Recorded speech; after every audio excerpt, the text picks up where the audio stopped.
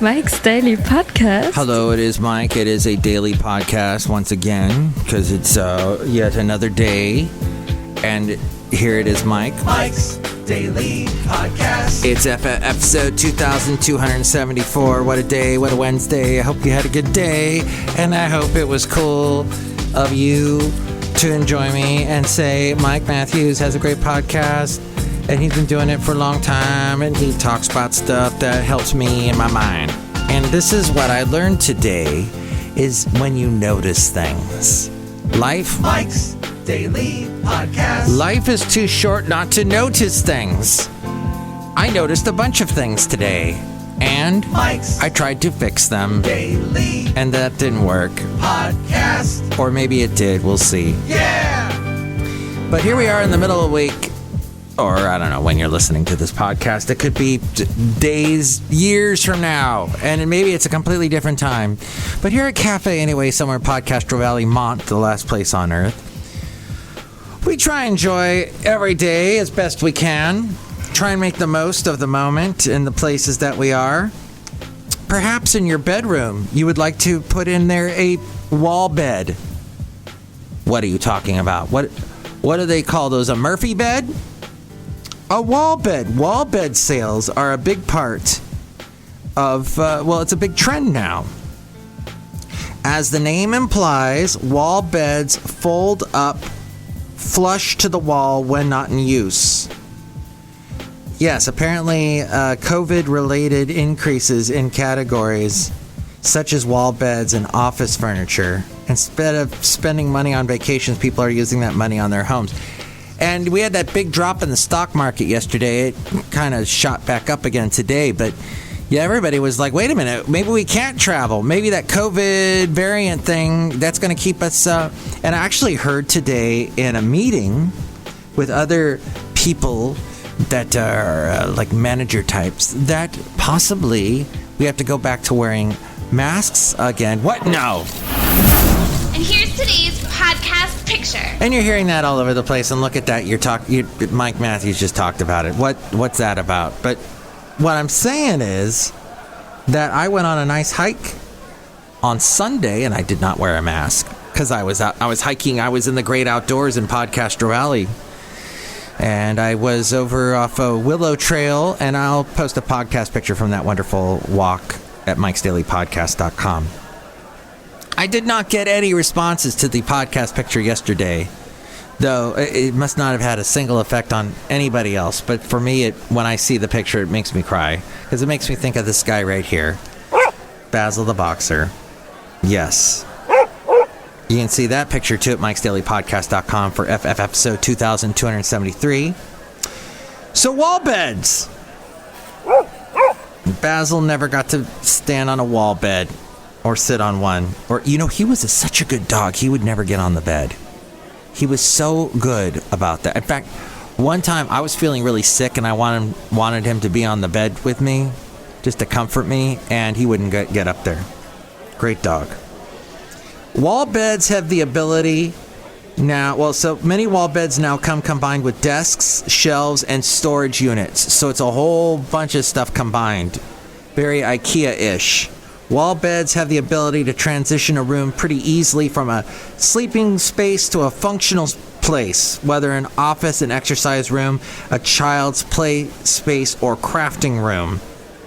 Today's wall beds are safer and easier to operate than older models. They use hydraulic pistons that counterbalance the weight of the mattress and the mattress frame and take less than a minute to raise and lower. So, none of that possibility of you getting trapped inside. Hey, I got an email today from a guy named John Cohill. He says, hey, I noticed you streamed and or downloaded the Umbrellas self-titled debut that I sent you via Promo Jukebox.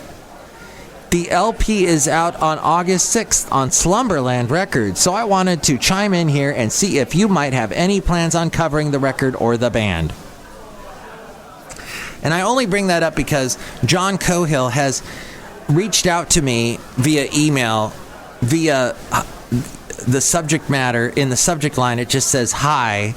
and it says hi with a lowercase h, which always tells you do not open that email because it's somebody trying to fish for something. And so what did Mike do? He opened the stupid email. Oh well. But he's from Forcefield PR. And I have said to John many, many, many, many times, sure, I'll cover your band.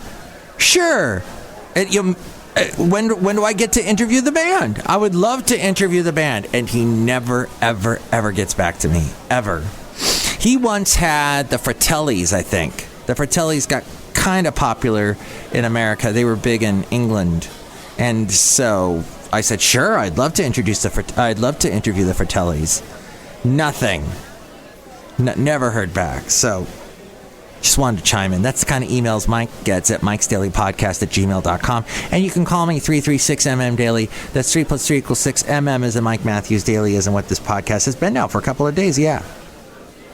Beyond beds, there are plenty of creative options to maximize your space for remote work. A lot of you are working from home. A lot of you are moving out of the big cities and the Bay Areas and getting over to your little places, your little nooks that you want to live in and go see a city. Done with you and your stupid traffic. Done with all of that. I'm going to live by my own terms. So, there are plenty of creative options to maximize your space for remote work, hobbies, guests. A small rolling cabinet or TV tray can serve as a portable desk. Not a very good one. I don't like ever putting a laptop on my lap. Even though it's called a laptop, I hate it on my lap because they're hot. Oh, Mike, you can get one of those pads that has a little fan in it that does not work. I had that. You put the fan gets powered by the USB port. Little USB thing, you can push the little connector in and you get the fan go. No, it does not work. And it broke down within like a year. No. Where was it? Oh, yeah. So, yeah, portable desks, transforming a kitchen, dining room, or family room into a workstation. As we go outside a cafe anyway, we're bringing you Mike's Daily Podcast somewhere in Podcaster Valley, Mont. If you're lucky enough to have a pantry, that's a really nice size, or a space underneath a set of stairs, these could always double as an office space. You could take over some of the pantry shelves for your laptop and office supplies. Under the steps, you can add lighting and shelves for a cozy space to work. Yeah, and in some houses, that might actually be cooler. If you don't have air conditioning, it might be a cool spot. And you can also expand outside with a shed, which can be converted into a studio, office, crafting room, or simply a private space to read. Just watch out for the spiders. Make sure you flea bomb that place, bug bomb it. First, your garage offers another option for expandable, flexible space. Garages are no longer just for storing vehicles and toys. They can also serve as workshops and casual gathering places. And I've seen that actually during the coronavirus. There was a lot of times there'd be a garage open and people sitting like in the garage and then their friends sitting maybe further out on the driveway so they could socially distance when we were all big into that before we all got vaccinated, right? But instead of an all-out, hard-to-undo conversion of a garage to indoor living space, consider finishing and sprucing up your garage to serve two purposes. A nice spot to park your vehicles, and I always loved that. When I first got a garage, it was like the first time getting a car. What, this car's mine? I could drive this? This is mine to drive around? Well, I'm borrowing it from you, Mom? That's awesome. When I got a garage, I was like, oh, you mean I don't have to park on the street and have my car broken into all the time? One time, I guess somebody broke in, slept in my car. Then I had a bunch of quarters in the ashtray. They took all of that. And then they tried to hotwire my car. And they pulled the steering wheel out slightly and tried to get at the wires, but they couldn't do it right. So they left it alone. That was nice. So yeah, if you have a garage, definitely use it. Don't fill it up with crap. If you do that, you do not understand the importance of a garage. And you should not have as much junk as you have. Easy for me to say, but really, it's if you're filling up your garage, if your car does not park in your garage it really is time to do the, what's her name, Maria Kondo thing. And sorry, it was Barbara Eden. I said Barbara Feldman, and I think I meant Barbara Feldon, who played 99 on Get Smart. 99, I've been waiting so long. Oh, 99, where did we go wrong? Oh, 99, I love you. Toto. One of their big songs before Africa and Hold the Line. And Rosanna. And Barbara Feldon, yes, was 99 on Get Smart, which I found out my lovely lady friend has never watched Get Smart, the TV series with Don Adams. Which you need to watch it just as, if you're into the whole, I got to check out 60s, 70s sitcoms. Because it was pretty interesting and groundbreaking and was huge. And watch the documentary on Don Adams, because he had an interesting life. He started out like, vaudeville and ended up being Smart. Maxwell Smart. And then later, Steve Carell, my lovely lady friend said, yeah, I saw the Steve Carell Anne Hathaway thing with Dwayne Johnson. Yes, okay. And it's, it wasn't, I got it wrong. It was Emily Blunt. That's what I went wrong. I tried to call her Emma. It's not Emma Blunt. It's Emily Blunt, I think. At any rate, Barbara Eden. Barbara Eden? Heck, I might have to do another podcast. I'm not looking it up. It's in my brain somewhere. It'll get shook loose at some point. So, Barbara... I gotta look it up. Dang it. I Dream of Jeannie cast. I have got to, because you know what? We got to pay homage to the other guy that was on that show. Let's see. I Dream of Jeannie cast was... Boy, it's taking me forever. Here we go. Bill Daly. Bill Daly is no longer... Barbara Eden is still alive. Oh, I am so sorry, Barbara Eden. Apparently she has not passed. I thought she did. Barbara Eden. Bill Daly, no longer with us. Bill Daly was on that show, would later be on the Bob Newhart show. He was the next door neighbor. He was hilarious.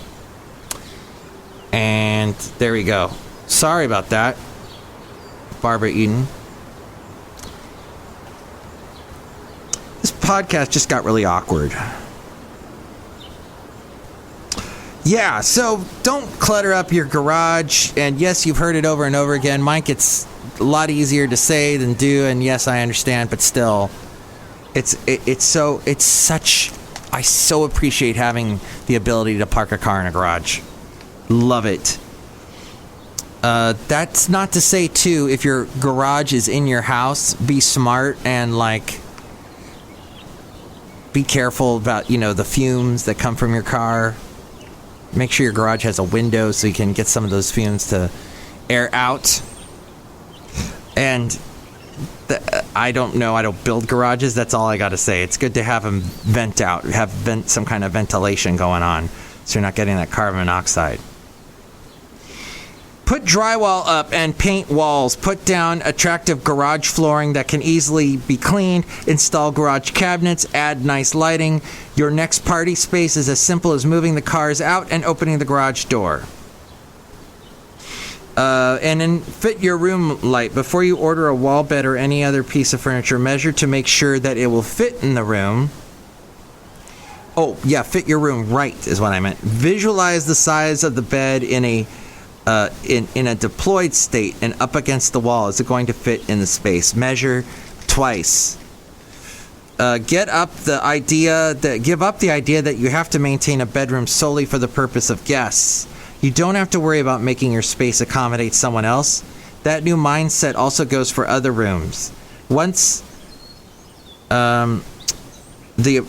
you remove the official name of the room, like living room or dining room, if you remove the name of the room, it allows people to be more playful with their homes and support their lifestyle. This room can serve a couple of purposes. That's good. All right, it's all about lifestyle. And I pulled this out of the Costco Connection magazine, of course. Karen Haywood Queen wrote this. And very helpful. Thank you, Karen. She is an independent writer and apparently knows a lot about rooms. All right. And finally, if you did not find that helpful, I don't know what to tell you. Maybe you need to listen to another podcast. LifeWire.com has given a couple of podcast suggestions. Let me see if I agree with them. The first is called Mike's Daily Podcast. Oh, I totally agree with them. What are we talking about here? No. The first is actually called not Mike's Daily Podcast, but The Daily. Yes, did The Daily steal their name from Mike's Daily Podcast? Maybe. But I guess it was more of a good idea. It was a better idea to call it The Daily than call it the New York Times Podcast. Because that's what it is, from the New York Times, or The Times. Hosted by Michael Barbaro.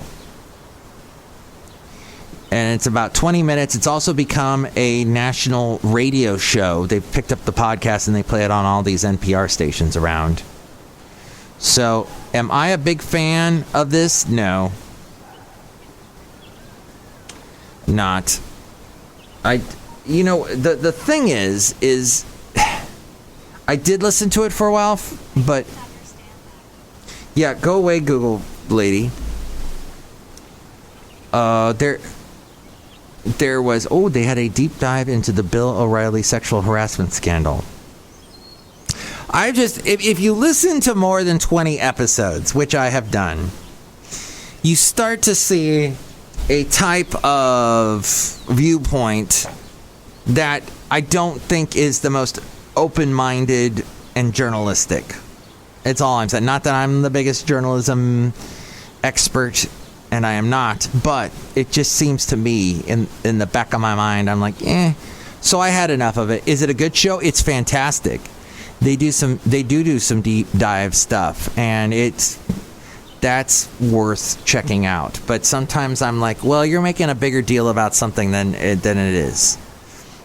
And yeah, that's me. There's something called Code Switch. I've never checked that out. Code Switch explores race and ethnicity and how it all weaves into different parts of our lives, from places of worship to the business of selling marijuana legally to the terrible events that happened in Charlottesville, Virginia in the summer of 2017. There's Pod Save America. Pod Save America is the brainchild of former staffers of President Obama's White House. Okay, well, it might have a certain slant. 2 Dope Queens. Let's see, it's these Phoebe Robinson and former Daily Show host Jessica Williams. It's a live show, podcast, and HBO limited series. Well, you know what? They don't need me plugging them if they're already on HBO. The Read. And this is where, you know what, I think I'm going to drop this whole LifeWire article right now, because this is one of the things that really upsets me about the world of podcasts, is that the stuff that's already popular remains popular, and then it pushes out everybody else. So you've got these shows, Mark Maron, Joe Rogan, you had Adam Carolla for a while. Those are the ones, they just blotted everybody out. And then there were people like me who've been podcasting and do it independently, have no company or organization behind me, trying their darndest to get people to listen, maybe, check it out, because you don't want to. I mean, I'll do this podcast if no one's listening. I will be that tree that falls in the forest. No one knows if it fell or not. I don't care. I will be that person. But a lot of the NPR stuff that gets promoted constantly by NPR, and kudos to NPR for being smart and for picking up the whole podcast mantle when they did, and they saw how big This American Life was, and they started pushing all their other shows, the politics one, the Planet Money one, and all the other things. That's great. It's just, what about the small person, the independent podcaster that doesn't have a big name behind them, like Earwolf or ESPN or all the Slate podcasts that are huge? No. It just, what I'm telling you is to dive deep. Be like The Daily and dive deep into your internet and look for podcasts that not everybody else knows. And that's what I do. I try to do on YouTube is find the YouTube channels that not everybody else is watching and trying to, get away from the mainstream. Because, that's like how I was listening to music. I loved the bands that nobody else knew. And at some point, maybe those bands get huge and everybody finds out about them, but it's cool when you find something that nobody else knows.